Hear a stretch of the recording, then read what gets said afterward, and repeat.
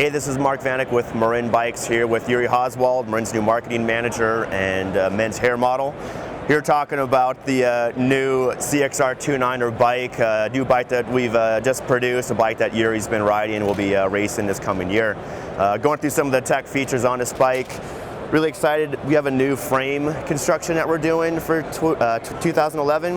It's a T3 carbon or tube-to-tube construction, and quite a bit different than our monocoque bikes that we've done in the past. It's allowed us to produce a really lightweight frame that's still really strong, so it's a good race bike, but it's also really durable. So it's something, it's a carbon bike you can have for more than one season as a race bike versus something that's a little bit too light, too whippy.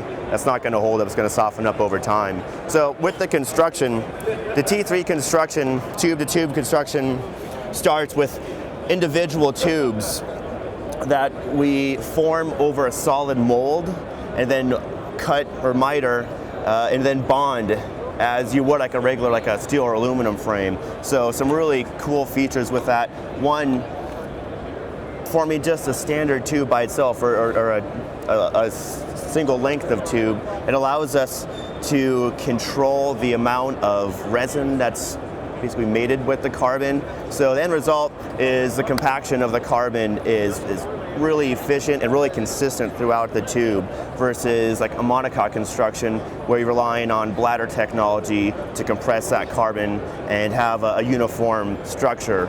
Sometimes the issues with that is that you don't get equal pressure or equal compaction all the way through the tube or the structure, so you end up with sometimes a little bit heavier frame. So end result with this bike, tube-to-tube construction allowed us to produce a bike at a really good price point as well. $3,600 on this bike, just over 23 pounds with a SRAM X9 group on this bike. Hey, it's Yuri. I'm back talking about the CXR 29er. I just finished a 5-day journey around the Bay Area Ridge Trail where we rode 215 miles, and I was the only one on a hardtail, and this bike handled all of the terrain amazingly, didn't beat me up. The curvature of our rear stays, I think, gave it more of sort of a compliant ride, didn't beat up my lower back. Super stiff. The power transfer, when you put the pedal down, this bike goes forward, and the perfect example of that is this bike just won with the MBUK shootout with another competitor of ours in the 29er market.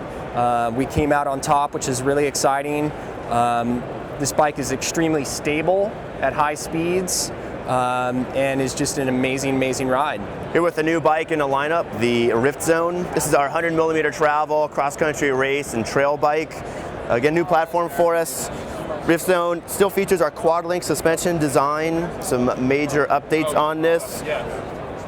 New frame set, Hydro 2 aluminum frame set on this bike. Biggest changes are in the linkage itself. Changed the kinematics on it, so the way the suspension behaves. So it's a little more efficient pedaling. Again, this bike's designed more towards your endurance rider, endurance racer, or just cross-country rider that wants a little bit lighter weight, a little bit snappier feeling bike. Linkage system on this bike still incorporates our sealed bearing system that have aluminum shields over the bearings, so it makes the bike really durable if you live in inclement weather, muddy conditions. The bikes excel in terms of durability. All the linkages are in the main frame, so there's no contamination coming from debris behind the C-tube on any kind of linkages that are mounted behind the C-tube. Gives you great tire clearance on the bike as well. The linkages themselves, again, feature sealed bearings on them. Upper link is a new Y-link design, so it's a much slimmer profile. It also reduces one of the bearings to save weight, so a really nice feature there. The shock is contained within the links themselves and only requires 4 bolts to contain both the swing arm and the shock system. So again, less hardware on this bike than you would have on a typical multi-link bike. It's only 1 bolt more than you would see like on a single pivot bike. So you get all the simplicity of a single pivot style bike, but all the suspension benefits of being fully active under pedaling and braking, having an intelligent axle path on the bike that allows it to climb up and over obstacles. Quad-link design is really good, and having a square edge performance or bump performance where it allows the bike to basically roll up and over, so you don't have that moment of stall when you're climbing a hill and you're just trying to clean that section, whether it's a root or a rock, something of that nature. Allows the momentum of the rider and the bike to keep moving forward and not get stalled on that obstacle. We're here with the new Quad DH bike. This is a bike that's been in development for a number of years. A lot of revisions made to the bike throughout its project, finally out for 2011. $2,000 for a frame set on this bike. We're featuring a quad link system and a 250 millimeter travel application. Features on this bike: modular dropouts, replaceable both drive side and non-drive side. So really good race platform. You're always going to have that need to replace your drive side derailleur hanger, but in case you run out of talent on your race run and you blow up your caliper mount, you can replace that as well, not have to spend $1 for a whole new swing arm. So nice features on this, makes the bike really inexpensive to run for an entire race season. A lot of developments on this bike. Again, having input from riders, racers. Sean Smarts was a huge voice in the development on this, how the suspension reacts or behaves in terms of the axle path on this bike, how the quad link system works. Principles are the same as our other quad link designs. Shocks maintained within a front triangle. Again, so your center of mass is more in the center of the bike, gives you huge tire clearance, again for running larger tires, but more so for muddy conditions, muddy runs. You're not going to get slowed down, no debris back there.